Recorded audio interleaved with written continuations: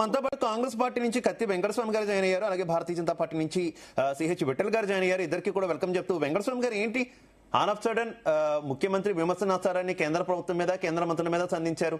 ఏంటి గేరు మార్చారా? ఒక్కసారిగా ఎందుకు మార్చాల్సి వచ్చింది? ఏం జరుగుతుంది? బడేబాయికి చోటాబాయికి మధ్య ఏమైనా గ్యాప్ ఏమైనా పెరిగిందా? ఏం జరుగుతుంది అసలు? అసలు సడన్ గా మార్చిండ్రు అనేదే కరెక్ట్ కాదు.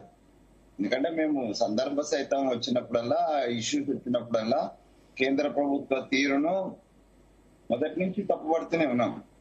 అంటే ఆ సందర్భాలు గతంలో అనేక సందర్భాలు వచ్చినాయి.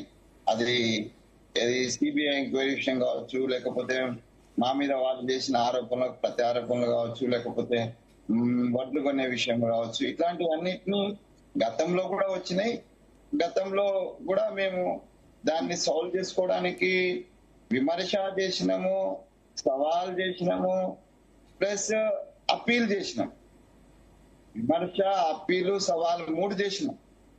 సో ఇవాళ కూడా అదే చేస్తున్నాం. దానికి పెద్ద అయితే ఇది బహిరంగ సభ జరిగింది, పెద్ద ఎత్తున ప్రచారం వచ్చింది, ప్రత్యక్ష ప్రచారాలు వచ్చింది. కాబట్టి ఈ 50-40 సార్లు కేంద్ర ప్రభుత్వం చుట్టూ అప్పీలు చేసినప్పటికీ కూడా సరైన రీతిలో స్పందించలేదు అనేటువంటి ఒక ఆవేదనతోటి చేసినటువంటి వ్యాఖ్యలు. కానీ ఇవి కొత్తగా మేము ఇంకా బడాబాయి చోటాబాయి మధ్యన గ్యాప్ అనేది కానీ అంతకుముందు ఏదో అలా తీసుకొని కలిసి ఉండేది లేదు, లేకపోతే ఇప్పుడేదో గ్యాప్ పెరిగింది అనేది.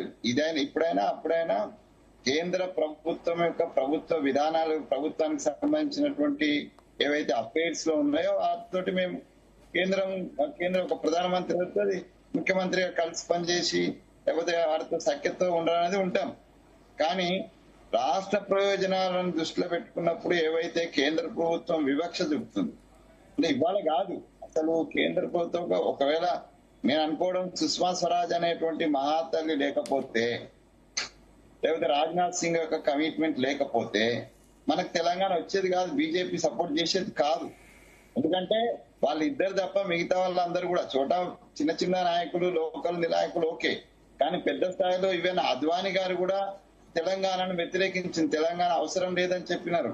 రాజధాని తెలంగాణలో ఉన్న దృష్ట్యా దానికి ప్రత్యేక రాష్ట్రం ఇవ్వాల్సిన అవసరం లేదని పూజ్యులు అద్వానీ గారు కామెంట్ చేసినటువంటి స్థితి ఉన్నది. కాబట్టి మొదటి నుంచి కూడా ఏర్పడ్డ తర్వాత కూడా మోడీ గారి కామెంట్స్ కానీ, మొన్న జరిగినటువంటి నిన్న సీఎం చేసినటువంటి కామెంట్స్ కనుక ఒకసారి చూసుకుంటే, కేంద్ర ప్రభుత్వం తెలంగాణ అభివృద్ధికి అడ్డుపడుతుంది, కేంద్ర మంత్రులకు బాధ్యత లేదా, ముఖ్యంగా మూసీ ప్రక్షాళనకు సంబంధించినటువంటి అంశం గురించి ప్రస్తావించారు. చాలా బీజేపీ పాలిత రాష్ట్రాల్లో ఉన్నటువంటి అన్ని రివర్ ఫ్రంట్లు డెవలప్ చేసుకున్నారు, ఇక్కడ మనం డెవలప్ చేసుకోవాల్సిన అవసరం లేదా. అసలు మూసీ ప్రక్షాళనకు సంబంధించి అసలు కాంగ్రెస్ పార్టీకి క్లారిటీ ఉందా అనేది బీజేపీ నుంచి వినిపిస్తున్నటువంటి క్వశ్చన్. జరుగుతుంది మూసీ ప్రక్షాళన జరుగుతుందా, మూసీ సుందరీకరణ జరుగుతుందా అనేటువంటి క్లారిటీ లేదు. అసలు ఏం చేయబోతున్నారు అనేటువంటి ఒక సమగ్ర డిపిఆర్ లేదు. ఏమీ లేకుండా కేంద్రం మీద నిందలు వేయడం ఎంతవరకు సమంజసం అనేది అటు నుంచి వినిపిస్తున్నటువంటి ప్రశ్న. ఏం చెప్తారు? ఏమంటే మూసీ కాదు, మిగతా అన్ని అంశాలు నేనేమంటున్నా, నేను మొదటి నుంచి వస్తున్నా, కేంద్ర ప్రభుత్వం పర్టికులర్ గా భారతీయ జనతా పార్టీకి సంబంధించినటువంటి ప్రభుత్వము తెలంగాణ విషయంలో వివక్షతో వ్యవహరిస్తుందనే దానికి 100 ఎగ్జాంపుల్స్ ఉన్నాయి. ఇది నేను లేకపోతే ముఖ్యమంత్రి రేవంత్ రెడ్డి చెప్పాల్సిన అక్కర్లే. ఈ భావన భారతీయ జనతా పార్టీకి సంబంధించిన ముఖ్య నేతలలో కూడా ఉంది, సామాన్య కార్యకర్తలలో కూడా. అరే మాకు ఇవ్వాల్సినది ఇస్తలేదు, కానీ డిసిప్లిన్ అనేటువంటి ఒక కత్తి ఉంటది వాళ్ళ నెత్తి మీద, కాబట్టి వాళ్ళు ఏం మాట్లాడలేరు.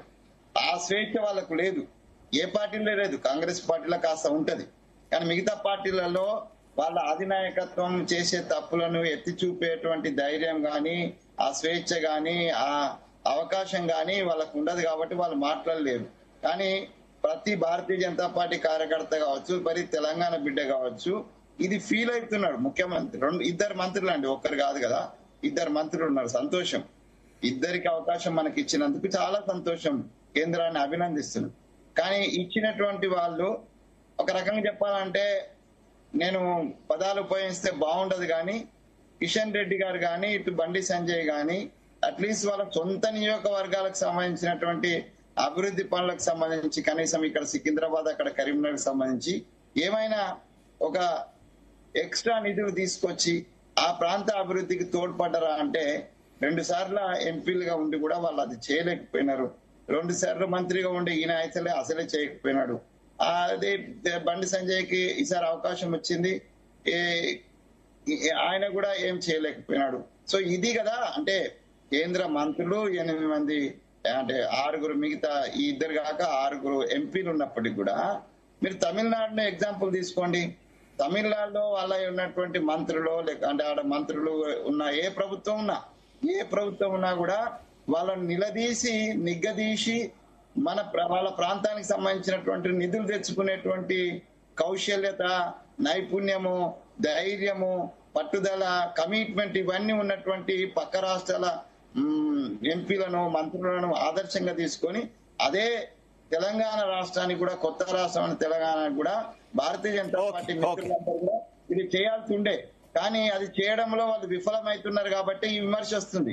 అది మూసీ విషయం కావచ్చు, లేదా మెట్రో విషయం కావచ్చు, RRR విషయం కావచ్చు, మిగతా నిధులు ఏ ప్రత్యేకమైన నిధులు ఇప్పటి వరకు మనకు తెలంగాణకి ఇచ్చిందో ఒక లిస్టు చెప్తే ఒక శ్వేతపత్రం సమర్పించేది ఉంటే బాగుంటది. విఠల్ గారు ముఖ్యమంత్రి ఆరోపణలు కేంద్ర ప్రభుత్వం కేంద్ర మంత్రులు తెలంగాణ అభివృద్ధికి అడ్డుకుంటున్నారు అనేది ఆయన ఆరోపణ. ఏం చెప్తారు? నిజంగా అడ్డుకుంటున్నారా? రాష్ట్రంలో ఉన్నది కాంగ్రెస్ పాలిత ప్రభుత్వం కాబట్టి, కేంద్రంలో మీరున్నారు కాబట్టి, 2 పార్టీలకు పొసదు కాబట్టి, లేదంటే వారు అభివృద్ధి చేసేస్తే వాళ్ళ క్రెడిట్ వెళ్ళిపోతుంది కాబట్టి ఈ తరహా